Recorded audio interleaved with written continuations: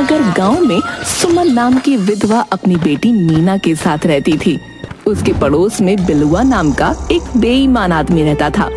सुमन के खेत के पास से सड़क गुजरने वाली थी, इसलिए बिलुआ उस जमीन पर अपनी नजर गड़ाए हुए था। एक दिन सुबह सुबह बिलुआ सुमन के घर पर पहुंचता है। देखो भाभी, भैया को मरे हुए 16 साल हो गए। मैंने आज तक जमीन पर दावा नहीं किया, लेकिन अब मेरी जरूरतें बढ़ गई हैं, इसीलिए अब मेरी जमीन मुझे चाहिए, बता रहा हूँ। कौन सी जमीन की बात कर रहे हो? अरे वही जमीन जिसे मुझे बेचकर भैया ने अपना इलाज करवाया था। क्या बकते हो? उनका इलाज तो मैंने गहने बेचकर करवाया था। देखो भाभी, भैया के मरने के बाद मैंने उस जमीन पर कब्जा ये सोचकर नहीं किया था कि मीना अभी बच्ची है, लेकिन भलाई का जमाना ही नहीं रहा। भगवान से डर बिलुआ, एक अबला के साथ बेईमानी ना बचेगी। देख लो, भलाई का जमाना। एक तो वक्त पर मदद किया और अब मैं बेईमान भी हो गया। चलो माँ, हम सरपंच जी के यहाँ चलते हैं, अब तो वही हमें इंसाफ दिलाएंगे। हाँ बेटी, अब तो पंचों का ही सहारा है। दोनों माँ बेटी सरपंच चतुर सिंह के पास पहुँच जाते हैं। बिलुआ पहले से ही वहाँ मौजूद था। बोलो सुमन भाभी, तुम्हारा क्या कहना है? बिलुआ ने तो बताया कि भाई साहब की बीमारी में तुम लोगों ने उससे जमीन बेचकर सारा पैसा लगाया था और अब उस जमीन को अपना बता रही हो। ना मीना के बाबूजी की बीमारी में इससे एक पैसा लिए हैं, ना ही जमीन इसे लिखे हैं। ये झूठ बोल रहा है। लेकिन इसके पास जो जमीन के कागज हैं, उस पर भाई साहब के अंगूठे के निशान हैं। पंच तो सबूत देखता है। अगर तुम्हारे पास कोई भी कागज है तो दिखाओ, नहीं तो बिलुआ को उस जमीन पर बाजार बनवाने दो। सरपंच चाचा, हम दोनों माँ बेटी बहुत आशा लेकर आपके पास आए हैं। इस तरह से एक तरफा सुनवाई मत कीजिए। रहने दो मीना, बिके हुए सरपंच से आशा करना बेकार है। सुना था पंच परमेश्वर होते हैं, लेकिन याद रखना सरपंच जी, ऊपर वाले की लाठी में आवाज नहीं होती। जब पड़ेगी ना तो छुपने के लिए जमीन कम पड़ जाएगी। दोनों माँ बेटी वहाँ से चली जाती हैं। देखा बिलुआ है किस तरह से माँ बेटी को समझाया। उस जमीन में से 1/4 हिस्सा मुझे दे देना। अरे सरपंच जी, बस आप इस तरह से मेरा साथ देते जाइए, फिर देखिएगा आपको गांव का सबसे बड़ा जमींदार बनवा दूंगा। इधर दोनों माँ बेटी घर पहुंचकर रोने लगती हैं। पंडित नेकचंद उधर से गुजरते समय दोनों के रोने की आवाज सुनकर वहां पहुंचते हैं। क्या बात है मीना, तुम दोनों सुबह सुबह क्यों रो रही हो? सब कुछ ठीक तो है ना? वो चाचा, बिलुआ चाचा ने हमारी जमीन हड़प ली। कहते हैं मेरे पिताजी के इलाज के समय हमने उसे बेच दिया था। ऐसे कैसे कोई जमीन ले सकता है? कोई अंधेर गर्दी है क्या? हाँ भैया, मैंने भी सरपंच जी से यही पूछा था, लेकिन उन्होंने कहा कि बिलुआ के पास मीना के बाबूजी का अंगूठा लगाया हुआ कागज है, जिसमें लिखा है कि खेत की जमीन बिलुआ को वो बेच रहे हैं। अच्छा, तभी कहूँ कि चतुर सिंह और बिलुआ आजकल क्यों एक साथ दिखाई दे रहे हैं। दो बेईमान जब मिलते हैं तो समझो कि उन दोनों के बीच जरूर कोई खिचड़ी पक रही है। खैर, भगवान सब देख रहे हैं।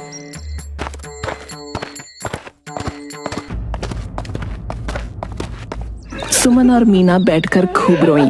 फिर अपने आप को समझा लिया कि उनका अब कोई खेत नहीं, सिर्फ ये टूटा फूटा घर है। जीविका चलाने के लिए सुमन आसपास के जंगलों से सूखी लकड़ियां लाकर उन्हें बेचा करती। एक दिन सुबह सुबह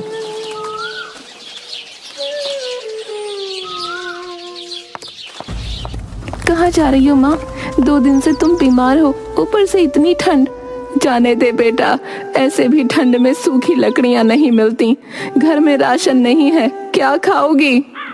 2 दिन नहीं खाएंगे तो मर नहीं जाएंगे, थोड़ा आराम कर लो।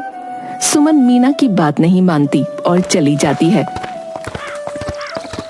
उसके जंगल में पहुंचते ही घनघोर बारिश शुरू हो जाती है।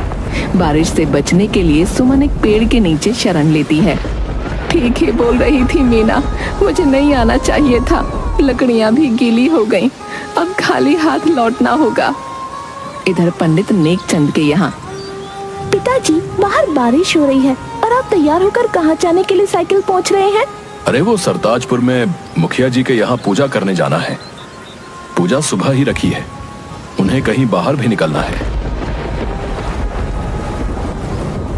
लेकिन तुम्हारी तबीयत तो ठीक नहीं है। अगर बारिश में भीगोगे तो और खराब हो जाएगी।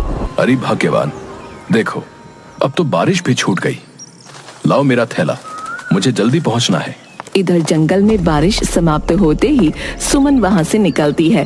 तभी वो फिसल कर गिर जाती है और वहीं बेहोश होकर गिर पड़ती है। उसी समय ज्ञानचंद वहाँ से गुजरता है। अरे पेड़ के नीचे कौन गिरा पड़ा है, जरा देखो तो। पेड़ के पास पहुंचकर, अरे ये तो सुमन भाभी है।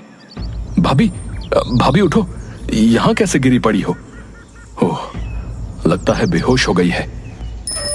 ज्ञानचंद साइकिल पर लाद कर किसी तरह वैद्य के पास ले जाता है, लेकिन वैद्य मामले की गंभीरता को देखते हुए शहर ले जाने की सलाह देते हैं। ज्ञानचंद मीना के साथ सुमन को लेकर शहर के डॉक्टर के पास पहुंचता है। ये कब से बेहोश है? करीब 1.5 घंटे से डॉक्टर साहब। बारिश थमने के बाद मैं रास्ते में जा रहा था तो देखा कि पेड़ के नीचे गिरी थी। देखिए, गिरने के कारण इनके सर में चोट आई है, उसी कारण ये बेहोश हो गई हैं। वैसे ये बहुत कमजोर हैं, क्रिटिकल कंडीशन है। इन्हें 3-4 दिन मुझे अपने ऑब्जर्वेशन में रखना होगा। तीसरे दिन सुमन को होश आता है। डॉक्टर साहब देखिए ना, माँ को होश आ गया। गुड। देखो ये बहुत कमजोर है, इनके खान पान पर विशेष ध्यान देने की जरूरत है। अभी इन्हें जो खाने का मन है वो खिलाओ। माँ क्या खाओगी? मुझे हुआ क्या था, तुम लोग मुझे कहाँ ले आए हो? माँ तुम जंगल में पता नहीं कैसे बेहोश हो गई थी। अरे हाँ, मेरा पैर फिसल गया था। उसके बाद क्या हुआ मुझे नहीं पता, कुछ चटपटा खाने का मन कर रहा है। तभी ज्ञानचंद वहाँ आते हैं। अब कैसी हैं भाभी? अभी अच्छी हूँ, धन्यवाद पंडित जी। आप ना होते तो शायद मैं जिंदा ना रहती। मीना अकेले क्या करती। अरे भाभी, सब ऊपर वाले की लीला है। हम सब तो एक कठपुतली हैं। बेटा मीना, ये लो पैसे, बाहर से कुछ चटपटा खाने को ला दो। मीना बाहर जाकर देखती है तो वहाँ पर सिर्फ फल, जलेबी, पूरी यही सब मिल रहा था। तभी उसकी नजर मोमोज पर पड़ती है। दुकानदार से पूछने पर वो बताता है कि तीखी चटनी के साथ खाया जाता है। मीना मोमोज लाकर माँ को खाने के लिए देती है। वाह, क्या है ये? बहुत अच्छा और स्वादिष्ट पकवान है। दुकानदार ने इसका नाम मोमोज बताया। तुझे अच्छा लगा माँ? घर जाते समय 1 प्लेट और खरीद लूंगी। ठीक है बेटी, ये ले, एक तू भी खा के देख। मीना मोमोज खाकर देखती है, उसे भी मोमोज बहुत अच्छे लगते हैं। घर जाते वक्त 1 प्लेट मोमोज वो गांव ले जाती है।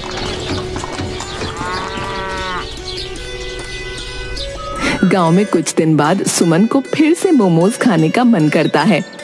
मीना बेटी, वो क्या खिलाई थी जो शहर में तीखी मिर्च वाली चटनी के साथ दी थी? मीमो, वही खाने का मन कर रहा है। मीमो नहीं माँ, मोमोज। लेकिन गांव में तो कहीं बिकता ही नहीं वो। हाँ बेटा, छोड़ो, तीखा सब्जी रोटी ही बना लो। माँ जब मोमोज वाला मोमोज बना रहा था तो मैं उसे देख रही थी। रुको, कोशिश करती हूँ मोमोज बनाने की। मीना घर में ही अपनी विधि से मोमोज बनाती है और सुमन को खाने को देती है। तभी ज्ञानचंद अपने परिवार के साथ सुमन को देखने वहां पहुंच जाते हैं। वाह मीना, ये तो उस दिन से भी अच्छा मोमोज है, बहुत स्वादिष्ट है। क्या बहुत ही स्वादिष्ट है? अरे वही जो शहर के अस्पताल में खिलाई थी, मीमोज। मीमोज नहीं माँ, मोमोज। हाँ वही। बेटी अगर और है तो इन लोगों को भी खिलाओ ना। रुक मीना, मैं भी आती हूँ। कैसी हो बहन? उस समय जंगल में जाने की क्या जरूरत थी? सब ठीक है बहन। अरे मेरा खेत बिलुआ और सरपंच चतुर सिंह मिलकर हड़प लिए, नहीं तो मुझे काहे की जरूरत थी लकड़ियां चुनकर बेचने की। तभी मीना और किरण गांव में बना देसी मोमोज लेकर आते हैं और सब मिलकर खाते हैं। अरे वाह मीना, इतने स्वादिष्ट मोमोज मैंने जिंदगी में नहीं खाए। सचमुच तूने कमाल कर दिया। ऐसा कर, तू इसे बनाकर गांव के बाजार में ही बेच, इसमें ज्यादा पूंजी भी नहीं लगेगी। सचमुच बहुत स्वादिष्ट है, बाजार में खूब चलेगा। किरण को भी बनाना सिखा दो ना, दोनों मिलकर बनाना। मीना और किरण मिलकर दोनों गांव में ही देसी मोमोज बनाकर गांव के बाजार में बेचने लगती हैं। जल्द ही देसी मोमोज का टेस्ट गांव के लोगों में फेमस हो जाता है। किरण और मीना की मदद करने के लिए विजया और सुमन भी मोमोज बनाने लगती हैं। इधर ज्ञानचंद भी देसी मोमोज को साइकिल पर रखकर शहर में जाकर बेचने लगता है। जल्द ही लोगों की भारी डिमांड को देखते हुए मीना और किरण का परिवार शहर में जाकर बड़ी सी मोमोज की दुकान खोल देते हैं। एक दिन शहर का प्रतिष्ठित वकील सुधीर उसकी दुकान पर आता है। माँ जी, आपके लजीज मोमोज कोर्ट में मैं हमेशा खाता हूँ। मेरे क्लाइंट लेकर यहाँ से जाते हैं। आज इधर से गुजर रहा था तो सोचा क्यों ना यहीं बैठकर खाया जाए। बहुत अच्छा किया बेटा, टेबल पर बैठो, मैं अभी मोमोज लेकर आती हूँ। वैसे आप लोग शहर में नए लगते हो, ये मोमोज बनाने का आइडिया कहाँ से मिला? और इतनी लजीज मोमोज की रेसिपी क्या है भाई? सुमन सुधीर को बताती है कि किस तरह बिलुआ ने उसकी जमीन हड़प ली और वो बेटी के साथ मजबूरी में मोमोज बनाकर बेच रही है। इस तरह से जमीन कोई नहीं हड़प सकता, उसके लिए कानून है। मैं आपकी जमीन वापस दिलवाऊंगा। सुधीर नाजायज तरीके से जमीन पर कब्जा करने के खिलाफ बिलुआ और चतुर सिंह पर कोर्ट में केस दाखिल कर देता है। कुछ दिनों बाद कोर्ट चतुर सिंह और बिलुआ पर 25-25 हजार रुपए का जुर्माना और 6 महीने के कारावास का फैसला सुनाती है। सुमन जमीन वापस मिलने से खुश हो जाती है। मीना की मोमोज की दुकान शहर के सबसे फेमस दुकान हो जाती है।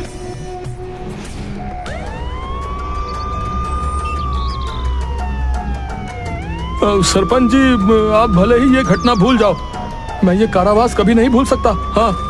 हाँ, तुम नहीं जानते बिलवा कि कारावास की इस घटना से हमें कितना नुकसान हुआ है।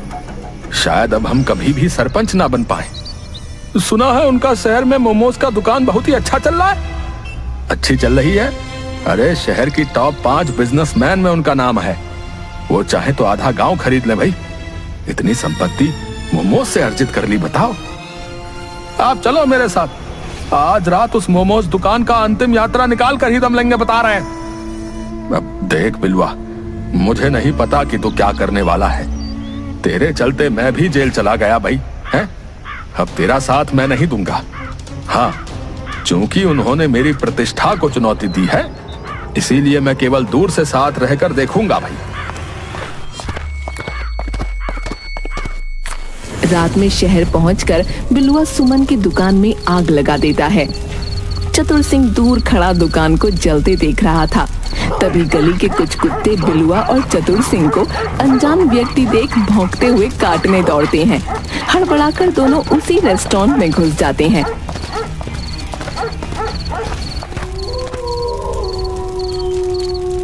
अरे कमीने, हैं? तेरे चलते आज कुत्ते से छिपते फिरने के दिन आ रहे हैं। सरपंच जी, मैंने थोड़े कुत्तों को काटने को कहा था। अबे अनजान शहर में आधी रात में आगजनी करेगा, हैं? तो कुत्ते क्या तेरे तलवे चाटेंगे बे? हैं? आग की लपट हमें अपने चपेट में ले ले, उससे पहले हमें आग को बुझाना होगा। अरे वैसे भी मेरे पिछवाड़े में लपट की तपीश महसूस हो रही है भैया। तपीश नहीं सरपंच जी, आपके पिछवाड़े में सही में आग लगी है।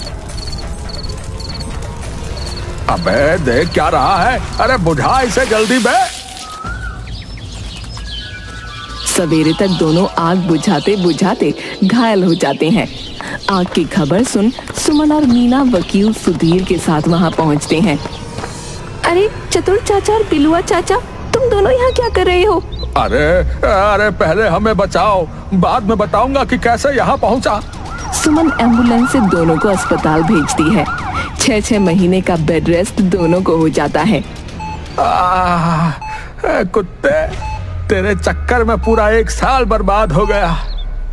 कोई बात नहीं, इस बार ऐसा प्लान बनाऊंगा कि फेल होने का सवाल ही नहीं है।